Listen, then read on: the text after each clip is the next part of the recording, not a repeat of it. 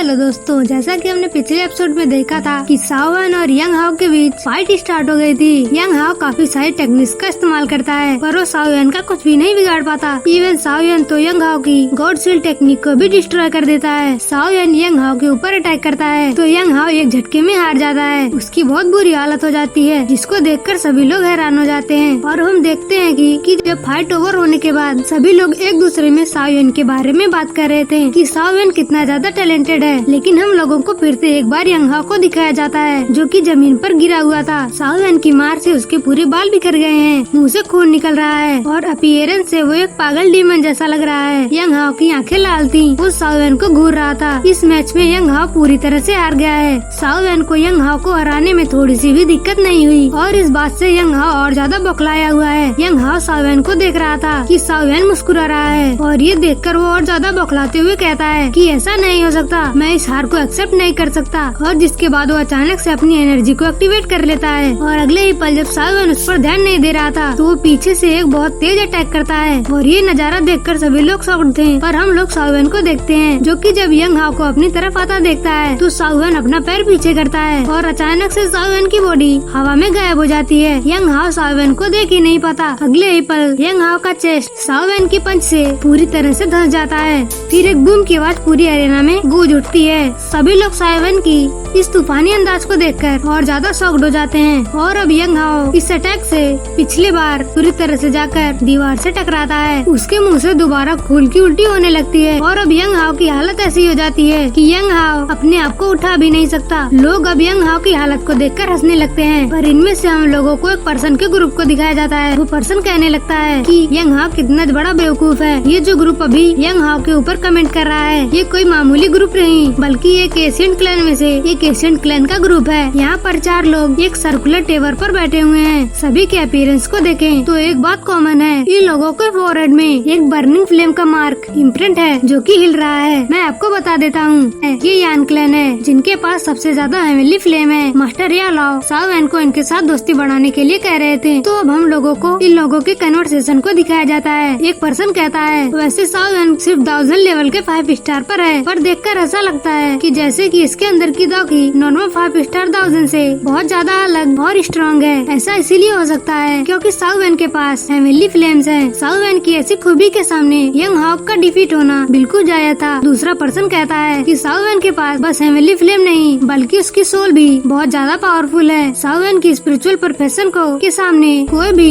किसी भी तरह की घोस्ट टेक्निक पूरी तरह से यूजलेस साबित हो सकती है। यंग हाओ अपने ताकत के घमंड में बहुत ज्यादा चूर था और इसका ये हाल होना वो डिजर्व करता था। पर इस बीच हम लोगों को एक स्पेशल लेडी को दिखाया जाता है जो कि यहाँ पर बिल्कुल साथ बैठी हुई थी। ये लेडी रेड कलर की कपड़ा पहनी हुई थी और आगे की कहानी में एक इम्पोर्टेंट रोल प्ले करने वाली है। और इस लेडी का नाम वोजी है जो कि थर्ड पर्सन है। वो कहते हैं कि वोजी क्या तुम हमें ऐसे ट्रीट कर रही हो जैसे कि हम लोग यहाँ पर मौजूद ही नहीं है। वोजी ज्यादा रिएक्ट नहीं करती और साओयन की तरफ घूरते हुए कहती है मुझे इस लड़के के हेवनली फ्लेम में ज्यादा इंटरेस्ट आ रहा है। और ये बात सुनकर जो थर्ड पर्सन है वो हंसने लगता है ऐसे कि जैसे वो कुछ बातें जानता है। कहीं ये लोग तो दूसरे के हेवनली फ्लेम तो नहीं चुराते। ओल्डमैन कुछ कहने वाला था और तभी वो लेडी एक बार फिर से कहती है कि आज के दिन में कुछ ज्यादा ही चहल पहल है। लगता है कि गु क्लैन को साओयन का यहाँ पर आना पसंद नहीं है। फिर एक बार सीन शिफ्ट होकर हमें फिर से यंग हाओ को दिखाया जाता है जो कि साओयन से मार खाकर अब और ज्यादा बौखलाया हुआ है, जमीन पर गिरा हुआ है और लंबी लंबी सांसें ले रहा है ऐसे कि जैसे एक कुत्ता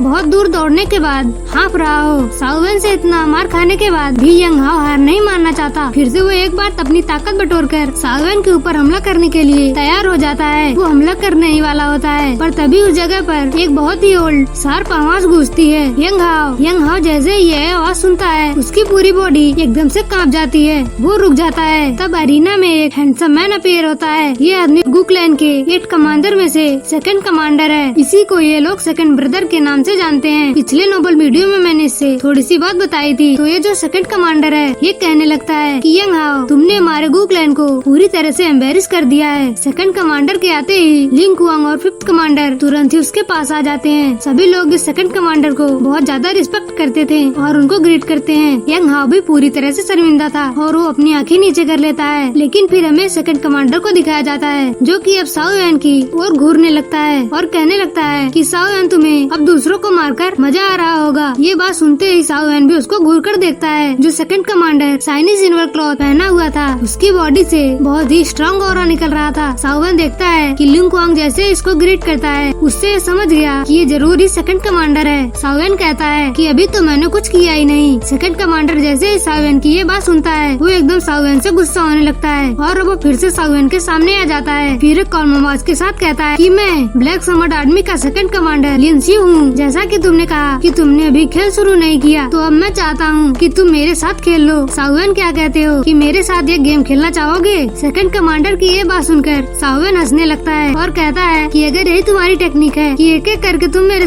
मेरे से फाइट करो तो मुझे ऐसा लगता है कि तुम्हारा नंबर जल्दी खत्म होने वाला है। पर लिन जी उसके बाद कहता है कि साओ यान कि तुम बिल्कुल चिंता मत करो, तुम्हें आगे के नंबर से डील करने की जरूरत नहीं क्योंकि ये फाइट इसी जगह पर खत्म होगा। अब यहाँ पर क्योंकि यंग हाओ सभी के सामने साओ यान से हारा है तो इसे इन लोगों की सभी के सामने बेइज्जती हुई तो किसी भी हालत में इन्हें अपना इज्जत वापस लेनी होगी। इसीलिए ये लोग साओ यान को इस जगह पर मारना चाहते हैं। साओ यान शांत था। इसके बाद लिंसू फिर से कहता है तो साओ यान कहो कि क्या तुम में हिम्मत है, मेरा चैलेंज एक्सेप्ट करोगे? ये बात सुनकर साओ यान भी एक एटीट्यूड के साथ कहता है कि अगर सेकंड कमांडर इतना ज्यादा इंसिस्ट कर रहा है तो चलो इस खेल को शुरू कर देते हैं। अब ये बात खत्म होते ही दोनों एक दूसरे से लड़ने के लिए तैयार हो जाते हैं। फाइटिंग पोजीशन में आ जाते हैं। सभी लोगों की नजर इन लोगों के ऊपर गड़ जाती है। लिन ज्यू साओ यान के ऊपर अटैक करने वाला था तभी एक और आवाज गूंजती है, लिन ज्यू बस बहुत हो गया और अब इस बात को इस जगह पर खत्म कर दो। जैसे ही वो लोग ये आवाज सुनते हैं सभी लोग रुक जाते हैं, सभी शांत हो जाते हैं। तभी उस जगह पर एक ओल्ड मैन अपीयर होता है। इसका नाम एल्डर गुसुन है। लिन ज्यू तुरंत ही फाइटिंग पोजीशन से हटता है और अपने एल्डर को ग्रीट करता है।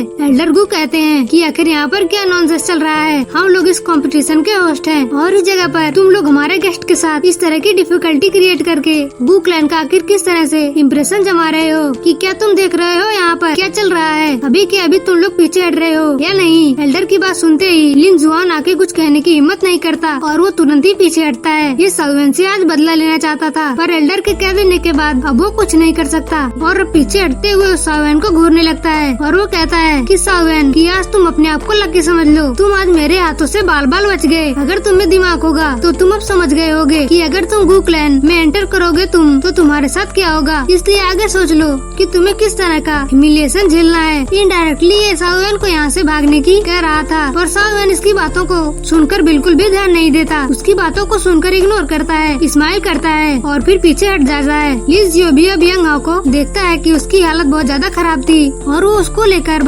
अपने एरिया में लौट जाता है पर साओ यान तो जा रहा था। उसको देखकर फिर एल्डर कहते हैं साओ क्लैन का एक मेंबर फिर से गुरेलम में आया है कि क्या साओ क्लैन के सभी लोग इतने इम्पल्सिव होते हैं, बिना सोचे ही कोई काम कर देते हैं। पर जाने से पहले साओ यान मैं तुम्हें वार्न कर देता हूँ कि यंग इसके मैटर की वजह से अगर तुम गु क्लैन में आते हो तो तुम्हें बहुत ज्यादा ट्रबल्स फेस करने होंगे। होप करता हूँ कि तुम इसके लिए प्रिपेयर्ड होगे। साओ यान एल्डर के सामने अपने हाथों को जोड़ता है पर आगे कुछ नहीं करता और फिर वहाँ से अपने ग्रुप के पास चला जाता है। अब क्योंकि यहाँ पर एक बढ़िया फाइट होते होते रह गई तो बहुत सारे लोग डिसअपॉइंट हो गए क्योंकि लोगों को एक तगड़ा बैटल देखने को मिलने वाला था। पर फिर हम लोगों को साओ यान को दिखाया जाता है जो कि अचानक से फील करता है कि उसकी बॉडी का हेवनली फ्लेम कुछ अलग ही तरह का बिहेवियर दिखा रहा है। तभी साओ यान इस बिहेवियर का कॉज ढूंढने लगता है और उसकी नजर उस यान क्लैन के ग्रुप पर जाती है। साओ यान कह पड़ता है कि साओ यान के हेवनली फ्लेम का नेचर चेंज हो गया है। ऐसा इसलिए है कि हेवनली फ्लेम को भी अपने जितना पावरफुल हेवनली फ्लेम से लड़ने का कोशिश करते हैं या तो अगर उनसे ताकतवर फ्लेम है तो वो घबराने लगते हैं।